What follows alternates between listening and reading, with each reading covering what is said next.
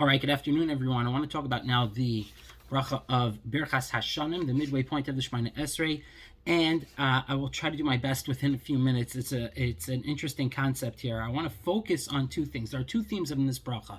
One is the theme of bracha. It's Barech Aleinu. It repeats again and again. The same bracha, Uvarech Shenasenu, Mevarech Hashanim. So the theme of bracha, and also the theme of Hashanim, years. Barech Aleinu as Hashana Hazais, and then we in the beginning, and then we say in the Me'in Chasinu, Mevarech Shenasenu, Kashan Matavis, and then at the end, Barachat Hashem, Mevarech Hashanim. So let's try to understand the concept of bracha and the concept of shanim. Why are we davening for a unit of time?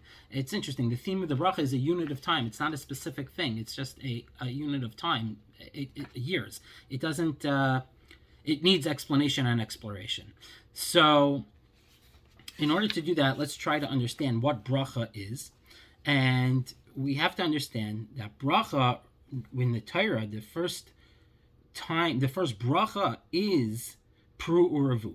That's the first bracha in the Torah. Pru Uravu, be fruitful and multiply. That's the bracha which concludes the creation of the world, and it was given after the creation, only after creation was complete. Now, in the act of creation, everything is created according to a plan, and it's bound by the limits of this, by its own limits. Every created object is equal to itself and could contain no more than what was allotted to it in creation. Now, when the Rebbeinu Shalom then says at the end of creation, after everything in the world was created, Hashem blesses the world with Pru Uravu, be fruitful and multiply. Meaning we're now giving the power of to creation to expand and to grow more than it already was. That is the first bracha. So the concept of bracha in the world is that you should be able to grow, Pru Uravu. So that's the first thing to keep in mind about the concept of bracha. It's a growth-oriented thing. That's number one. Now, within the natural world, the place where we see this is in the land, which is what this bracha is talking about.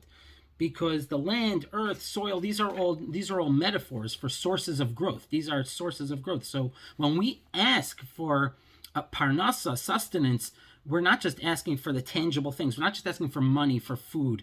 No, we're asking, or anything else that Hashem could give us, which He could. But we're asking for more than that over here. We're asking for bracha, the bracha of Hashem. That is the power to create by ourselves and to produce more on our own, to be creative, to be productive. That's what we're asking the Rebbeinu Shalom. So to be blessed means to be endowed with creativity and to be able to multiplying, to be able to produce more.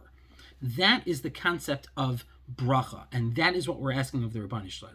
Now, this is also the key to understanding the choice of the theme of years, of shanim. It's a unit of time, and that is the object of this bracha. Let's keep in mind what we said before, and let's talk about shanim now for the next minute or so.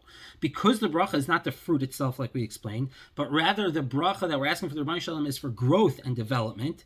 So this bracha has to be applied to time, because growth is a process which exists within the concept of time. We can only grow if we have time. Without time, there can't be any growth. A regular stationary object can exist without relating to time, but that's a stationary object.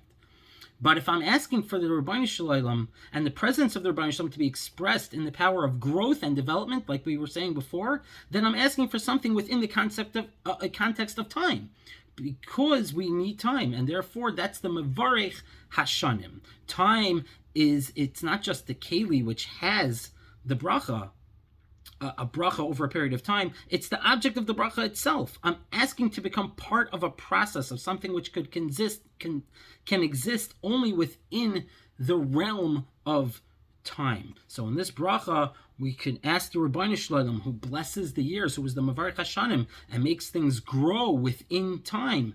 Hashem's presence within time is what we need and what we yearn for. And this bracha of Hashem's presence will express itself in that way. So when we're asking Hashem, we're not just asking for parnasa, we're asking for more than that. We're asking Hashem, give me the time and give me the ability to grow and to produce and to be creative and to be productive.